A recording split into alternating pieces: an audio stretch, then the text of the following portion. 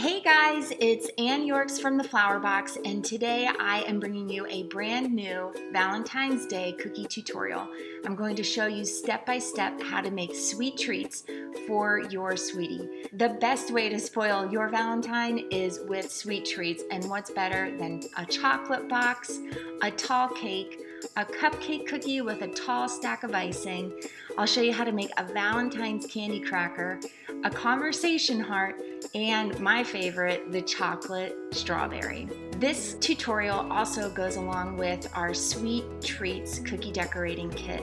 The kit has the essential cutters featured in this video. It also has the pink hearts sprinkle pouch, a stencil, and a few other decorating tools. You can find that kit on flowerbox.com. See the link in the status below. All right, well, let's cookie it up. Let's start the tutorial off with the feature cookie from this set, the chocolate box. I'm using this scalloped cookie, and I have the 3-inch cookie cutter that's also in the kit, and I'm just gonna trace that outline with my yellow food marker to give myself a guide for piping that heart. I have a number 2 tip on my icing bags for the piping consistency, and I'm just gonna outline all of those areas before I start to flood. Now, if you're looking for more details on how to make royal icing, find our complete tutorial on flowerbox.com. Once the cookie's outlined, I'm using a 10-second flood icing to flood in that main area. And I'll let that flood completely cover the cookie. Notice how generous I am with that icing. Now, the day before I decorated these cookies, I made my royal icing transfers. You can make them in a couple different colors, or if you're like me and you want to keep things super simple, you can also just use one color for the chocolate royal icing.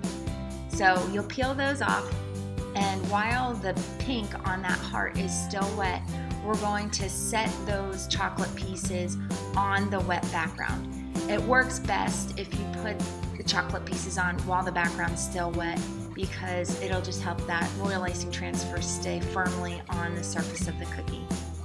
Now, I did sketch out the cookie design before I started, and I generally follow the same pattern with the chocolate pieces cookie after cookie, just for consistency's sake.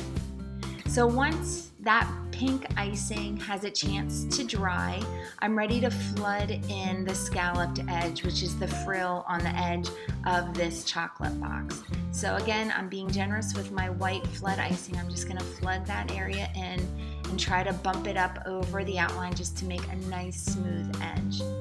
I'll let that dry for at least 45 minutes, and then I'm going to add my details. So just to bring that pink section out, I outline with a number 2 tip and my red piping icing. And now I'm going to add swirls to the circles, hearts to the squares, sprinkles to the rectangles, and then I'll add a squiggle onto the oval-shaped chocolate. This is the fun part, so just have lots of fun as you go around and add all these little details.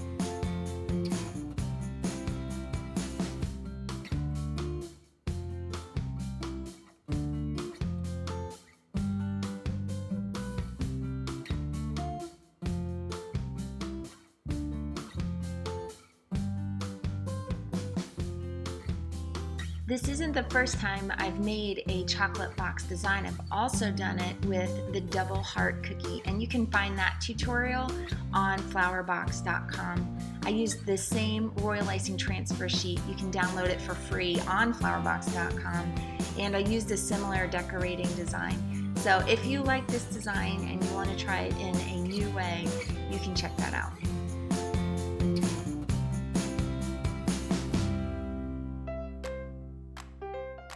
Next, I'm going to show you how to decorate the Artie Magoo tall cake. I love this cutter. It comes in 2 shapes, this tall cake and also a wide version. And I chose the tall cake just because I thought it looked extra decorative to go with our sweet treats.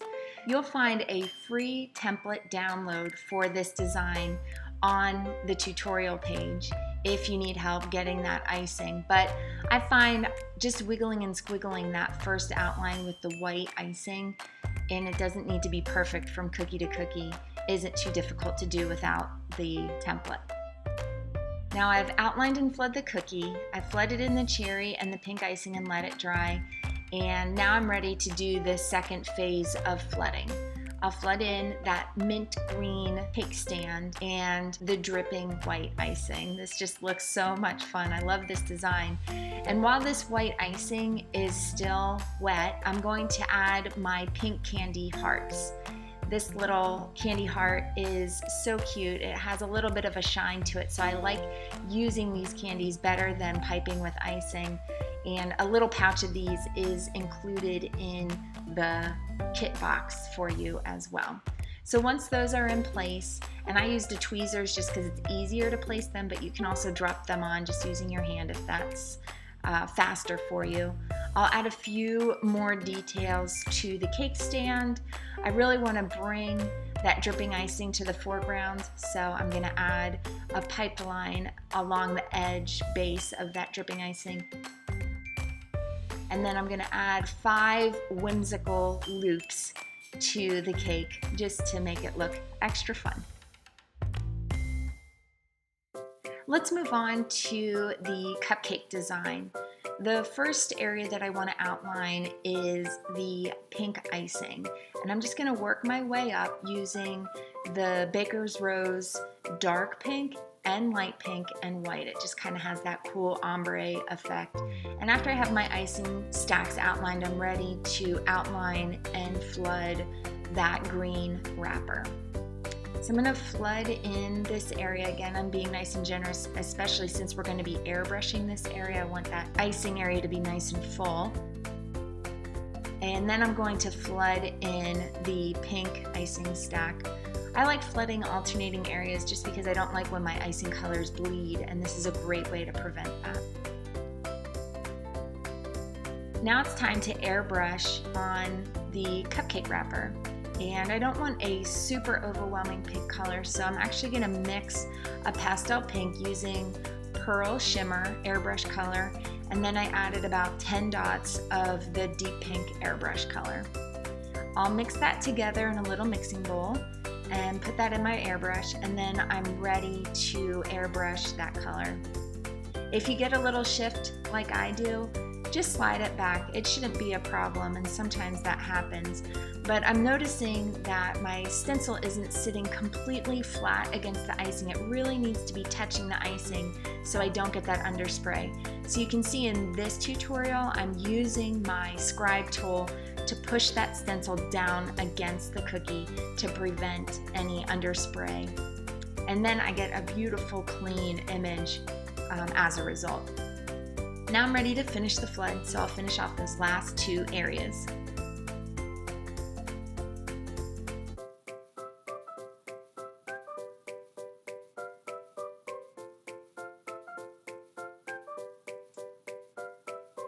This cookie is almost done.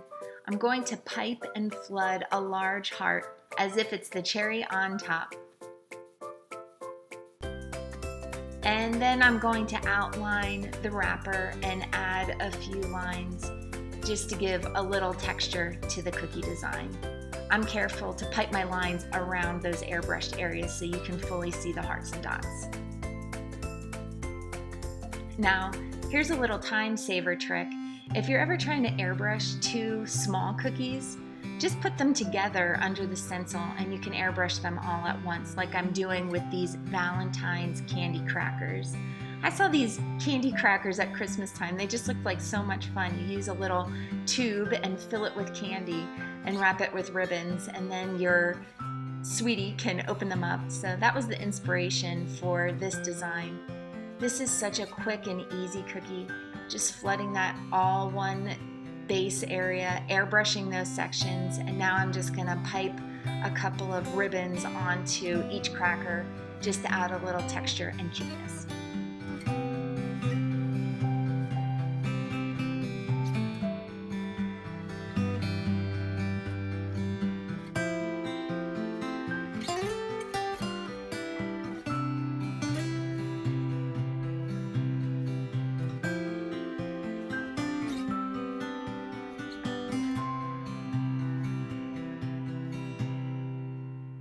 Now remember that 3-inch heart that we used to trace on the scalloped heart at the beginning of this tutorial?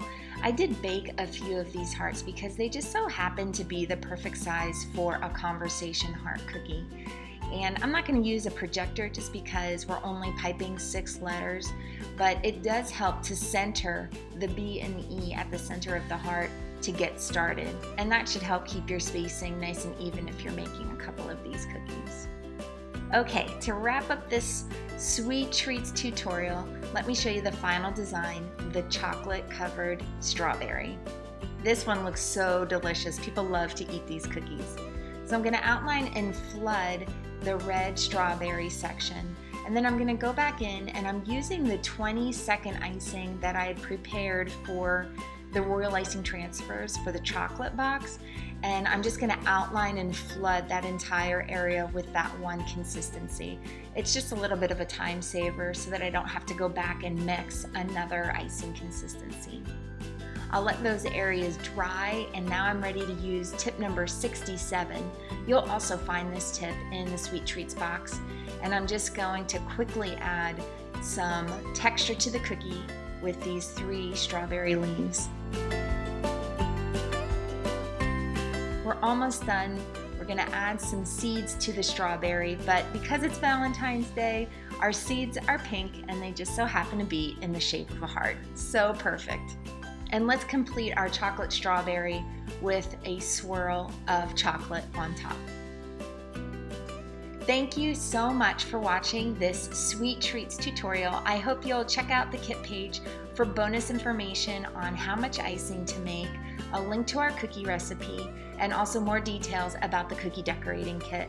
I would be so flattered if you recreated these cookies. If you take the time to make these cookies, definitely tag me at the Flower Box Shop on Instagram and Facebook. I would love to see what you create.